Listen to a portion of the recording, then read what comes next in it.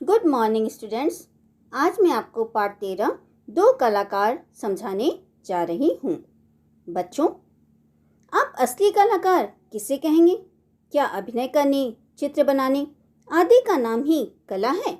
नहीं, अनाथ व बेसहारा बच्चों को सहारा देना, उनके जीवन को बनाना, दूसरों के दुखों में शामिल होकर अपनी कला से उनके जीवन को निखार देना ही असली कला है और ऐसे कलाकारों का स्थान ही सर्वोपरि होता है।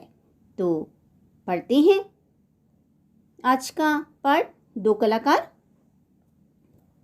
इस पाठ में दो सहेलियों की कहानी है जिनके नाम है अरुणा और चित्रा।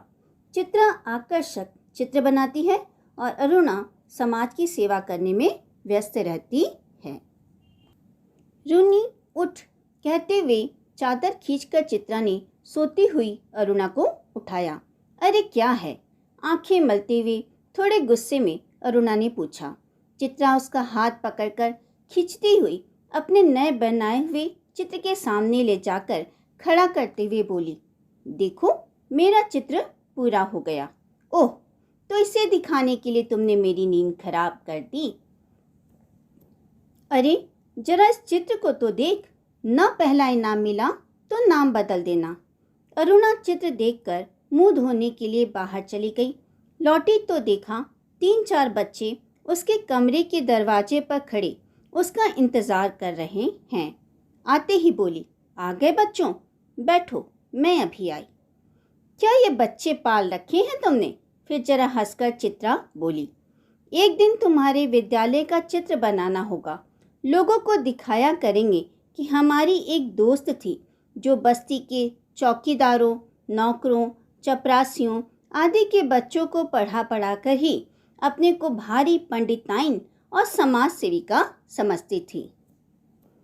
फिर चाय पीते पीते चित्रा ने अरुणा से कहा, पिताजी का पत्र आया है। लिखा है, जैसे ही यहाँ कोर्स खत्म हो जाए मैं विदेश जा सकती हूँ। मैं तो जानती थी पिताजी कभी मना नहीं करेंगे। हाँ भाई, अमीर पिता की इकलौती बिटिया जो ठहरी, तुम्हारी इच्छा कभी टाली जा सकती है? पर सच कहती हूँ, मुझे तो सारी कला बिना मतलब की लगती है। किस काम की ऐसी कला जो आदमी को आदमी न रहने दे? अरुणा ने आवेश में आकर कहा। तो तुम मुझे आदमी नहीं समझती क्यों? चित्रा ने कहा, तुम्हें दुनिया से कोई मतलब नहीं। दुनिया में कितनी ही बड़ी घटना घट जाए, पर यदि उसमें तुम्हारे चित्र के लिए कोई विषय न छिपा हो तो तुम्हारे लिए वह घटना कोई महत्व नहीं रखती। हर पल, हर जगह, हर चीज में तुम अपने चित्रों के लिए मॉडल खोजा करती हो। कागज पर इन निर्जीव चित्रों को बनाने के बदले 2-4 की जिंदगी क्यों नहीं बना देती? अरुणा ने कहा। वह काम तुम्हारे लिए छोड़ दिया। मैं चली जाऊंगी तो तुम सारी दुनिया की भलाई करने के लिए झंडा लेकर निकल पड़ना। ये कहते हुए चित्रा हंस पड़ी। इस तरह दिन बीत रहे थे। अचानक वर्षा ऋतु ने दस्तक दी। इस बार प्रकृति ने अपना ऐसा भयानक रूप दिखाया कि लगातार 3 दिनों से मूसलाधार बारिश हो रही थी। ऐसी बारिश जो थमने का नाम ही नहीं ले रही थी। रोज अखबारों में बाढ़ की खबरें आती थीं। बाढ़ पीड़ितों की दशा बिगड़ती जा रही थी। ये सब दृश्य देखकर अरुणा दुखी हो रही थी। आज शाम को स्वयं सेवकों का एक दल जा रहा है। मैं भी उसके साथ ही जा रही हूँ, अरुणा ने चित्रा से कहा। इस तरह शाम को अरुणा चली गई। 15 दिन बाद अरुणा लौटी। नहा धोकर खा पीकर लेटने के लिए चली, तभी उसकी नज़र चित्रा के नए चित्रों की ओर गई। 3 चित्र बने रखे थे। तीनों बाढ़ के चित्र थे।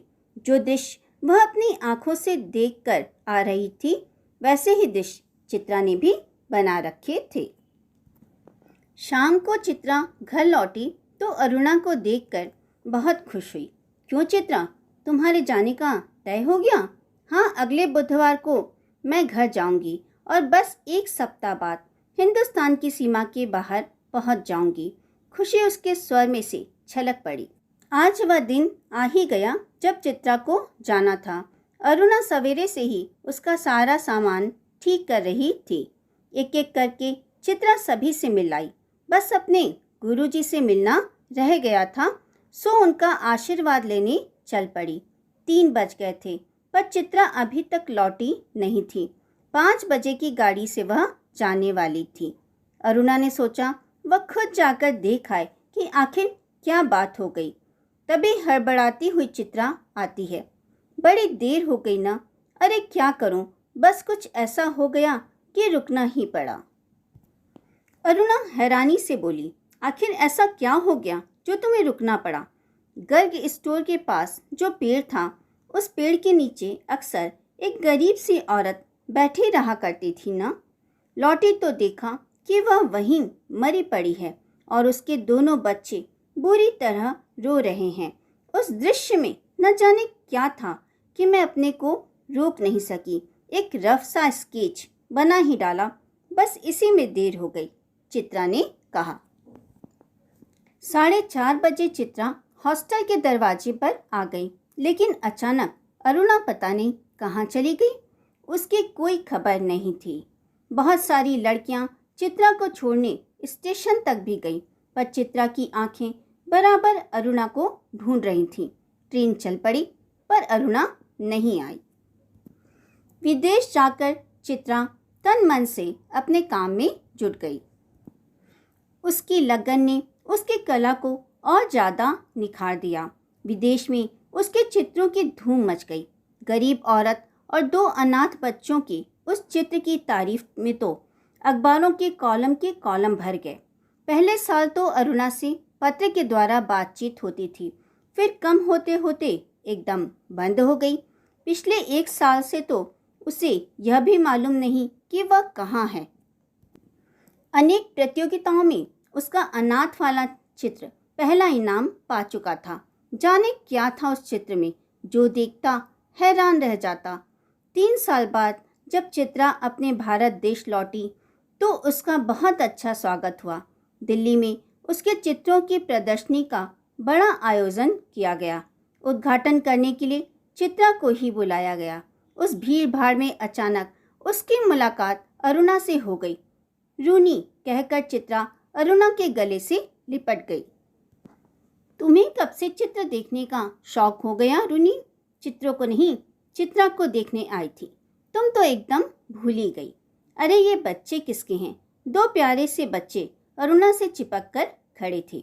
लड़के की उम्र 10 साल की होगी तो लड़की की कोई 8 साल।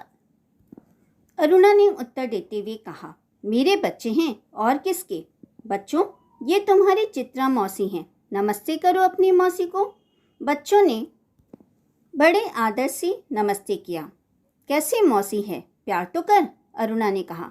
चित्रा ने दोनों के सिर पर प्यार से हाथ फेरा। अरुणा ने कहा, तुम्हारी ये मौसी बहुत अच्छी तस्वीरें बनाती है।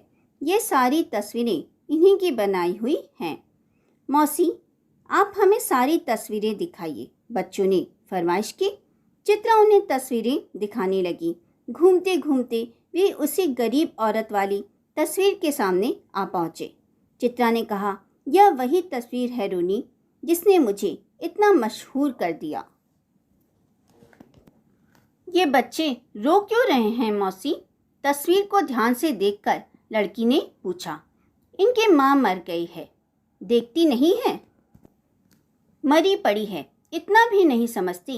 लड़का मौका मिलते ही बोला, मौसी हमें ऐसी तस्वीर नहीं, अच्छी अच्छी तस्वीरें दिखाइए, राजा रानी की, परियों की। चित्रा को दोनों बच्चे बड़े ही प्यारे लगे। जैसे ही बच्चे आंखों से दूर हुए, उसने अरुणा से पूछा, सच सच बता रूनी, ये प्यारे प्यारे बच्चे किसके हैं? अरुणा ने हंसते हुए कहा, कहा तो मेरे ही हैं। अरे बताना, मुझे ही बेवकूफ़ बनाने चली है, चित्रा बोली। एक पल रुककर अरुणा ने कहा, बता दूं? और फिर उस गरीब औरत वाले चित्र के दोनों बच्चों पर उंगली रखकर बोली, यही वे दोनों बच्चे हैं। क्या? आश्चर्य से चित्रा की आंखें खुली की खुली रह गईं। कुछ सोच रही है चित्रा? कुछ नहीं। मैं सोच रही थी कि फिर वह शायद विचारों में खो गई। अरुणा ने उसकी आंखों से लुढ़कते हुए आंसुओं को देखकर पूछा, क्या हुआ चित्रा? और ये आंसू? चित्रा भावुक स्वर में बोली, रूनी, तुमने अपनी कला से उन बच्चों का जीवन संवारा है। आज मुझे समझ में आया कि सच्चे कलाकार मैं नहीं बल्कि तुम हो। तो बच्चों, इस पाठ से हमने यह सीखा कि किसी के जीवन को बनाने वाला ही असली कलाकार होता है। गुड मॉर्निंग स्टूडेंट्स, आज मैं आपको पाठ 13 दो कलाकार समझाने जा रही हूँ। बच्चों, आप असली कलाकार किसे कहेंगे? क्या अभिनय करने, चित्र बनाने आदि का नाम ही कला है? नहीं, अनाथ व बेसहारा बच्चों को सहारा देना, उनके जीवन को बनाना, दूसरों के दुखों में शामिल होकर अपनी कला से उनके जीवन को निखार देना ही असली कला है।